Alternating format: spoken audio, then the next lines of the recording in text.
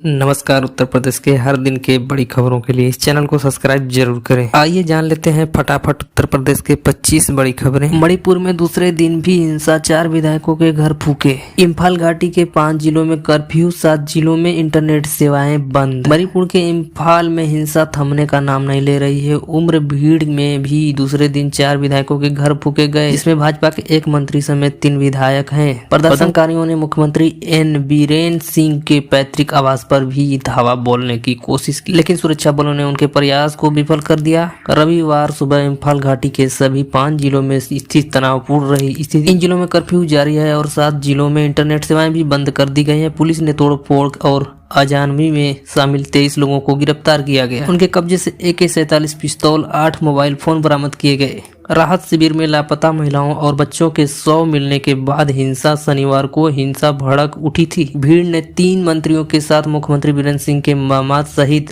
6 विधायकों के घर में तोड़फोड़ और अजानवी के अलावा 2 चर्चों में और 3 घरों को भी फूंक दिया। बताया जाता है कि महिलाओं और बच्चों को उग्रवादियों ने हत्या की है।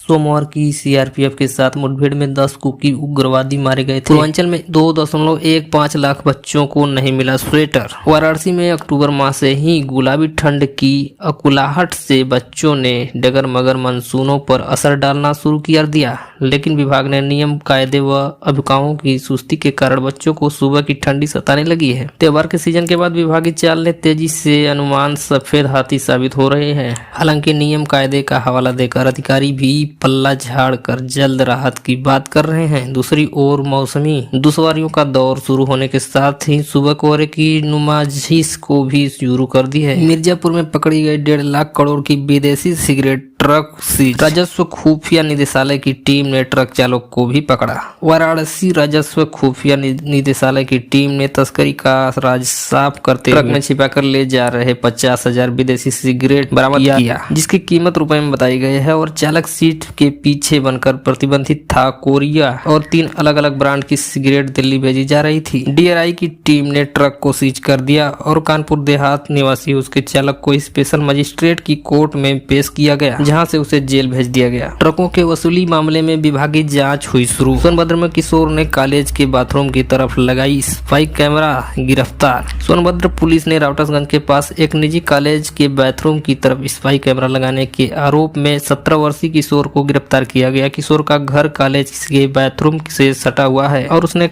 कैमरा अपने घर में लगाया था। एक छात्र की नजर शनिवार को कैमरे पर पड़ गई। उसकी सूचना मिलते ही छात्रों ने कार्रवाई की मांग की। हंगामा शुरू कर दिया। पुलिस ने छात्रों की तहरीर पर किशोर के खिलाफ मुकदमा दर्ज कर उसे गिरफ्तार कर लिया। उसका मोबाइल फोन और कैमरा भी जब्त कर लिया गया। SSP मुख्यालय कालू सिंह ने बताया कि उसके पिता के खिलाफ भी शांति भंग में चालान किया गया। बलिया में खेतों में पराली जलाने पर 13 पर 32,500 का जुर्माना। हादसे में राजमिस्त्री व किशोर की मौत। मिर्जापुर के जनपद में अलग अलग स्थानों पर हुए हादसों के राजमिस्त्री व किशोर की मौत हो गई। स्थानीय रेलवे स्टेशन के संग मोहाल रेलवे ओवरब्रिज के नीचे डाउन लाइन पार करते समय रविवार को सुबह ट्रेन की चपेट में आने से एक व्यक्ति की मौत हो गई। उधर हलिया के पिपरा गाँव में बाइक चालक के धक्के से किशोर की अपनी जान गंवानी पड़ी। मगध एक्सप्रेस से उतरा यात्री गस खाकर गिरा गई जान। मिर्जापुर के विंध्याचल में स्थानीय रेलवे स्टेशन के पास मगध एक्सप्रेस से उतरकर पटरी पर पार करते समय रविवार की सुबह गस खाकर एक यात्री गिर गया।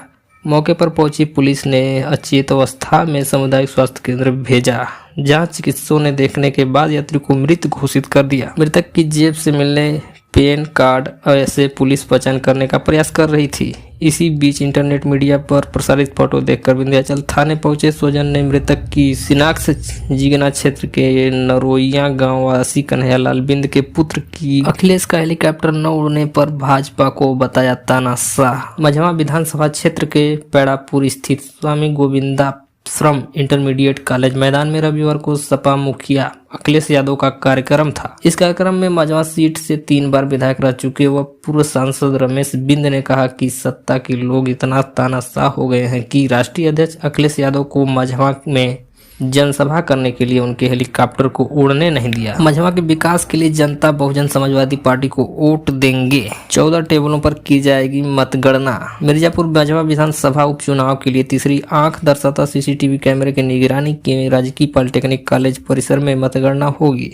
विधानसभा क्षेत्र में 20 नवंबर को 442 बूथों पर मतदान होगी। मतदान के साथ ही निर्वाचन आयोग और प्रशासन 23 नवंबर को होने वाली मतगणना की तैयारियां भी कर ले। ट्रक से 4 कुंटल गांजे बरामद, 2 तस्कर गिरफ्तार। मिर्जापुर एसओजी लालगंज पुलिस व सर्विलांस की संयुक्त टीम ने मिर्जापुर रीवा मार्ग के तांग गांव के पास शनिवार की रात वाहन चेकिंग के दौरान एक ट्रक को पकड़ा।